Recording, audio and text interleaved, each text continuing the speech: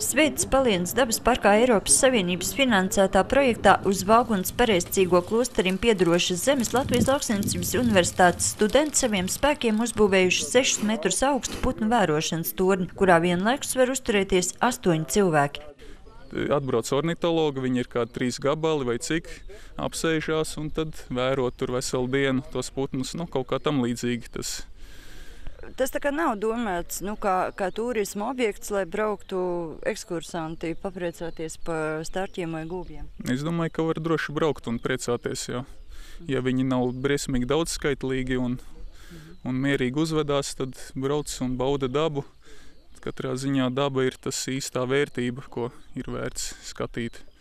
Tornis izmaksāja nedaudz vairāk nekā 2000 latu, no kuriem daļa ir Eiropas Savienības finansējums, bet daļa Latvijas Lauksaimniecības universitātes. Ceturtdienas pēcpusdienā jaunajam objektam bija paredzēta svinīgā atklāšana. Tā gan nenotika, jo izrādījās, ka objekts uzbūvēts nelikumīgi, darbus nesaskaņojot ar būvvaldi. Tā nav mazēka, tā nav ēka kā tāda, tas nav nekāds vienstāvu šķūnīts, tas ir, tā ir cita rakstura būvē, tā ir, vienkārši sakot, inženieru būvē. Tā ir kaut kāda konstrukcija, kur kāp augšā, tur ir platforma. Un visām inženieru būvēm ir jābūt šeit? Jābūt, tas visam jābūt. Inženieru būvē tur ir jāskatās arī kaut vai elementāra lieta, lai būtu tiešām droši viņi uztaisīt, ka tur tie 8 cilvēki arī nenāks ar šmunku lejā un nenotiek kāda nelaime. Nav arī ietekmes uz vidi novērtējumu. Tas man arī šajā gadījumā ir pārsteigums un pirmo reizi praksē.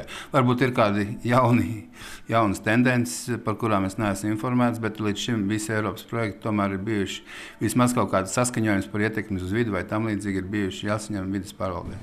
Projekta vadītāja Māra Urtāne telefona sarunā stāsta, ka viņa labprāt vēlētos, lai tornis paliktu putnu vērošanai, bet projektā tas esot paredzēts kā īslaicīgs mākslas objekts, kam būvatļauja nesot nepieciešama. Torņa idejas autors Latvijas Mākslas akadēmijas students Antis Liepa jau sācis kārtot nepieciešamos dokumentus. Tomēr neatbildēts paliek jautājums, vai tornis kā īslaicīgs mākslas objekts projektā nosaukts ar nolūku, lai apietu garo saskaņošanas ceļu, bet cerot, ka Palienas pļavās tas stāvēs nevienu gadu desmitu vien, pagaidām arī nav skaidrības, vai putnu torni izdosies legalizēt, jo kā sabiedrisku objektu to nevēlas redzēt zemes īpašnieks Vaugunas pareizticīgo klosteris.